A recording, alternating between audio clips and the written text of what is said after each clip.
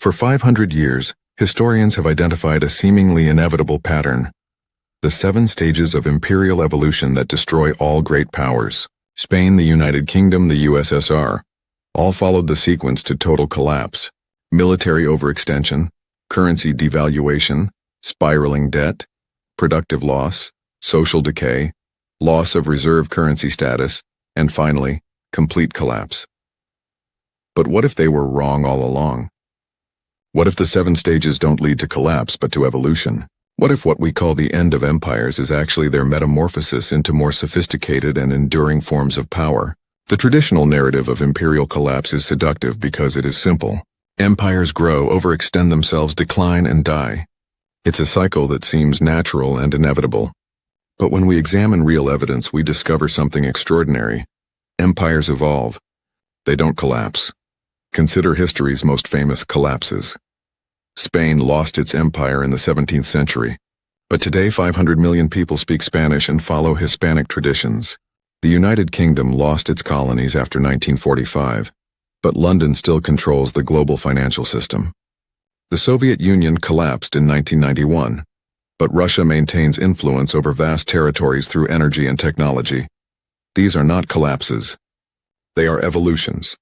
Strategic transformations from one form of power to another, more efficient and sustainable. What appears to be an end is actually the beginning of a new imperial era.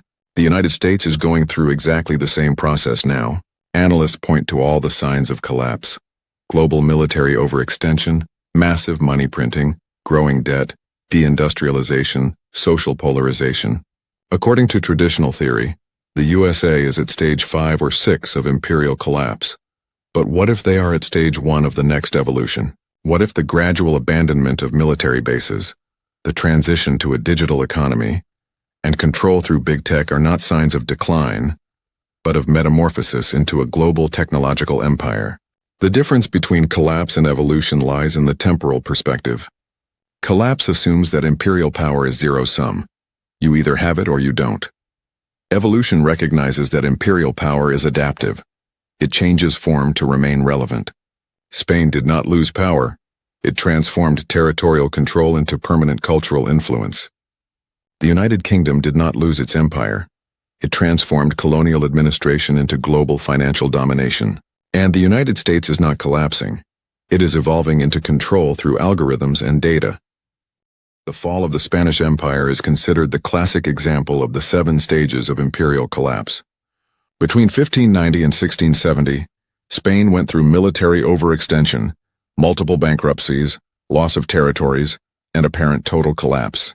But this narrative ignores the most successful imperial metamorphosis in history. When Philip II died in 1598, the Spanish Empire controlled territories from the Philippines to Peru. It cost a fortune to maintain this empire through military force. Constant revolts, European wars, and competition with other empires continuously drained Spanish resources. According to traditional theory, Spain was doomed to collapse. But something extraordinary happened during the supposed Spanish decline. Instead of simply losing territories, Spain executed the first documented imperial evolution. It transformed direct territorial control into permanent cultural influence through 3 ingenious strategies: language, religion, and miscegenation. Spanish became the native language of entire populations, not just the administrative elite. Unlike other empires that maintained local languages, Spain created native Spanish speakers. Today, more people speak Spanish as their mother tongue than at the height of the territorial empire. It is a linguistic expansion that continues to grow 400 years after the supposed collapse. Spanish Catholicism became deeply rooted in local cultures, creating religious syncretism that preserved Spanish influence through faith. Our Lady of Guadalupe in Mexico, Catholic festivals in Peru, religious traditions in Brazil, all maintain a cultural connection with Spain that transcends political borders.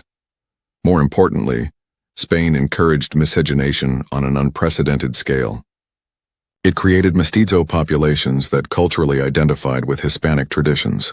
Unlike empires that maintained racial separation, Spain created cultural Spaniards biologically integrated into the territories. The result is impressive. Today, 500 million people identify as part of the Hispanic world. 21 countries have Spanish as their official language.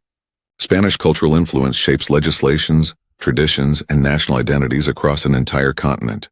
It is a cultural empire that surpasses in scale and durability any territorial empire in history.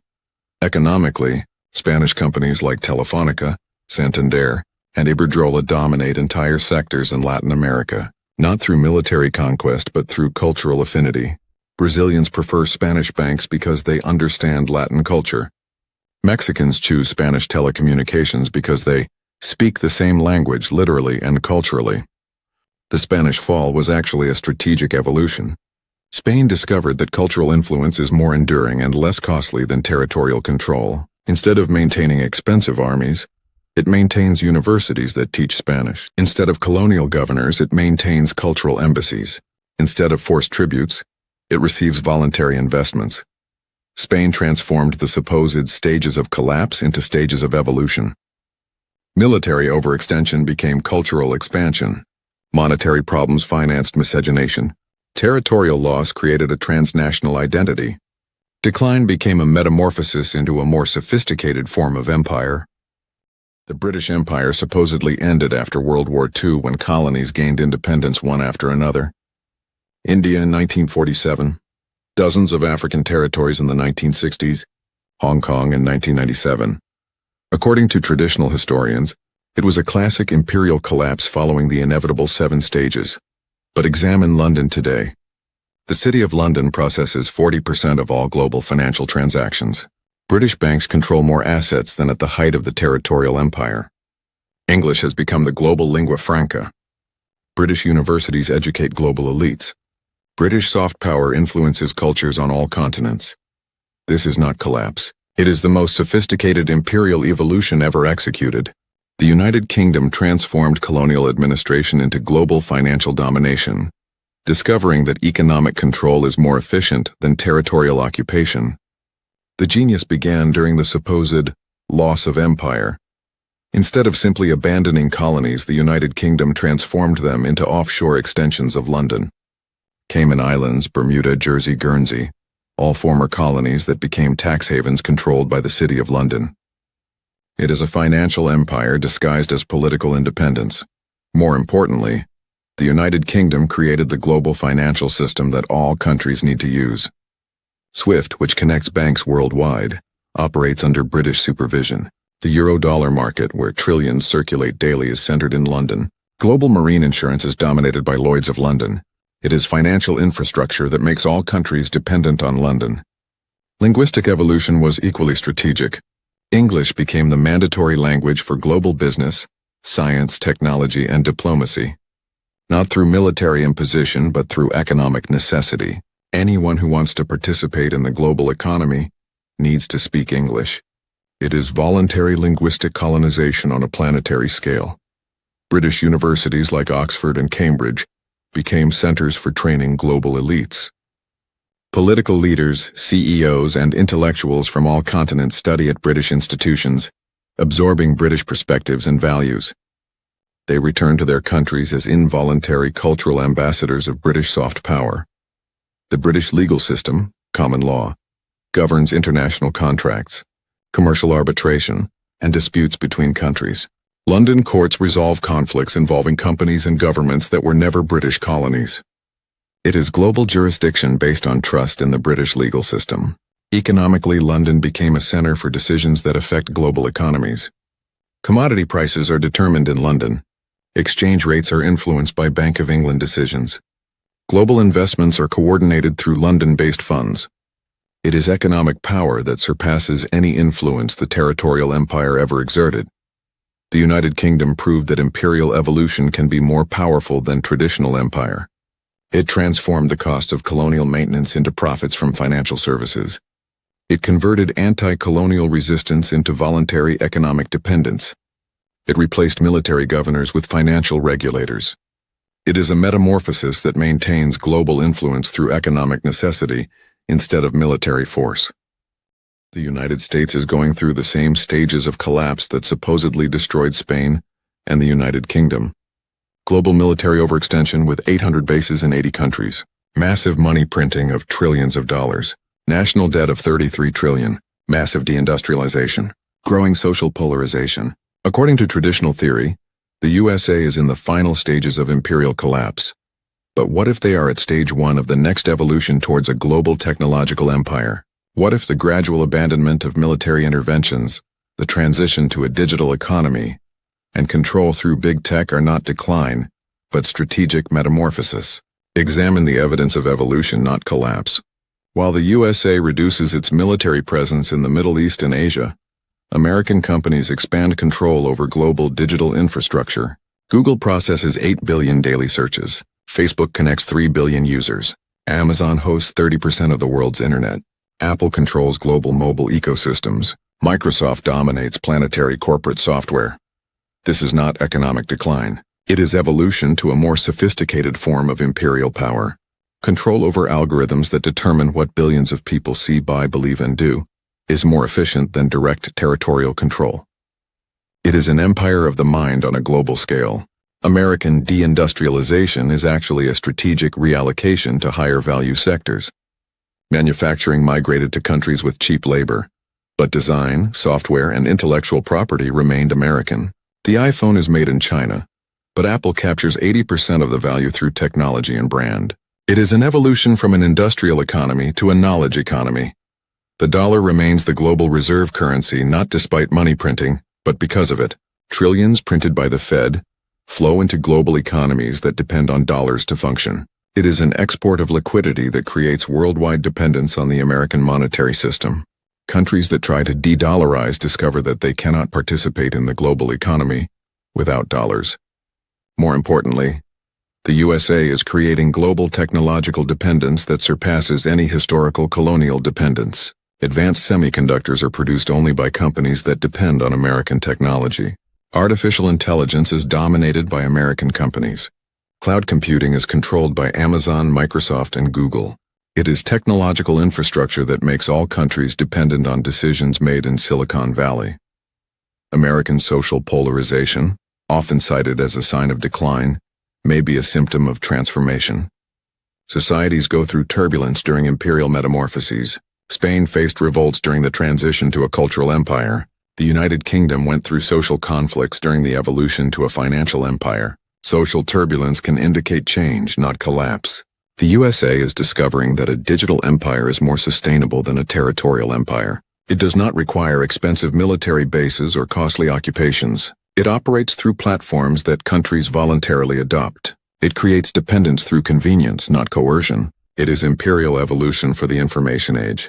Now we can completely rewrite the famous 7 stages. Instead of stages of collapse, they are stages of modern imperial metamorphosis. Each sign of decline is actually an indicator of evolution to a more sophisticated form of global power. Stage 1. Control transition. Gradual abandonment of direct territorial control in favor of economic, cultural, or technological influence. Spain migrated from governors to cultural influence. The United Kingdom migrated from colonial administration to financial control. The USA is migrating from military bases to digital domination. Stage 2. Monetary flexibility. Massive money printing to finance imperial transformation. It is not a sign of weakness but a tool of evolution. Reserve currencies can print because the world needs them. Created liquidity finances the transition to a new form of empire. Stage 3. Strategic investment. Growing debt to build the infrastructure of the next imperial era. Spain invested in universities and missions. The United Kingdom invested in the global financial system. The USA invests in technology and research. Debt finances evolution, not consumption. Stage 4.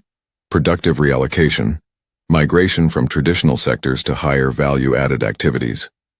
Manufacturing migrates to peripheral countries while design, technology, and intellectual property remain in the imperial center. It is specialization, not deindustrialization. Stage 5. Social transformation. Adaptation of society to a new imperial reality. Social turbulence during transition is normal. Spain adapted to a cultural empire. The United Kingdom adapted to a financial empire. The USA is adapting to a technological empire. Stage 6. Monetary evolution. Transformation of the role of national currency in the global system. Instead of losing reserve status, currency evolves to a new function. The dollar can evolve into a global digital currency, maintaining dominance through a new form. Stage 7. Complete metamorphosis. Emergence of a new type of empire more efficient and durable than the previous form. The Spanish cultural empire lasts 400 years. The British financial empire continues after 80 years. The American technological empire is being born. This evolutionary framework explains why apocalyptic narratives about American collapse are wrong. The USA is not collapsing, it is evolving. Signs interpreted as decline are actually indicators of metamorphosis into a global digital empire. The difference is temporal perspective. Collapse assumes that change means an end. Evolution recognizes that change means adaptation. Empires that die actually transform into more sophisticated forms of power that last for centuries. For investors and analysts, understanding imperial evolution offers a strategic advantage. Instead of betting against declining powers, identify how they are evolving. Instead of expecting collapses, anticipate metamorphoses. Instead of seeing the end of eras, recognize the beginning of new forms of global power. The 7 stages do not destroy empires. The 7 stages transform them, and this transformation is happening now with the United States leading the evolution to the first era of truly global empire in human history.